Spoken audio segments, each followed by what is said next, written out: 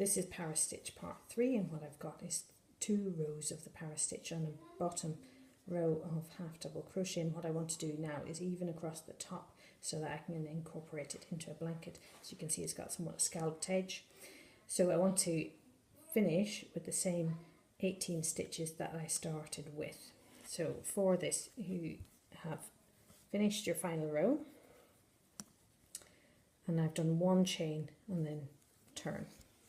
So for this, unlike previous rows, I'm skipping that first stitch because it's not necessary in this one. And what I do is, in the taller stitches, I'll do a single crochet, and then in the dips within the scallops, I'll do a slightly taller stitch. So it's a single, and a half double crochet. So first of all, I work into that 2 chain loop again and do a single crochet. And then into the second stitch, I do another single crochet. Don't worry about it, it looks a bit awkward at the edge. That will even out when you put an edge on it. And then into that third stitch there, do a half double crochet. Okay, and that's your first 3. And then you do exactly the same along. So into the 2 chain space, you do a single, into the next stitch a single, into the third stitch a half double crochet. So let's work that along, show you how it turns out in the end. It's 2 of my 6 groups,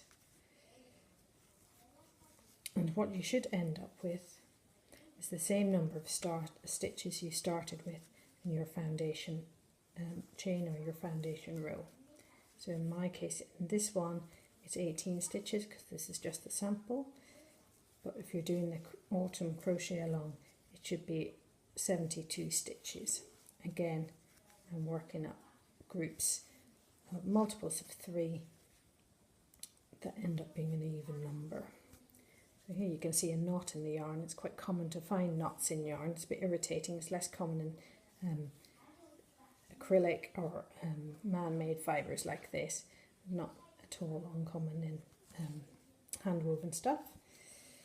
So in the final one, you do a single crochet into the 2 chain space, single crochet into your last stitch, your last double crochet along there, and then this is also equivalent to a stitch. So you remember you did 3 chains to turn. So as we're counting it, we work into it. So just pick up within the last chain and do a single crochet into that.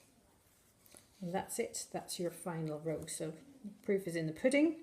2, 4, 6, 8, 10, 12, 14, 16, and there you have 18 stitches. And once you put an edge or another row on that, it will even itself out. And that is part 3 para stitch done. And that's it.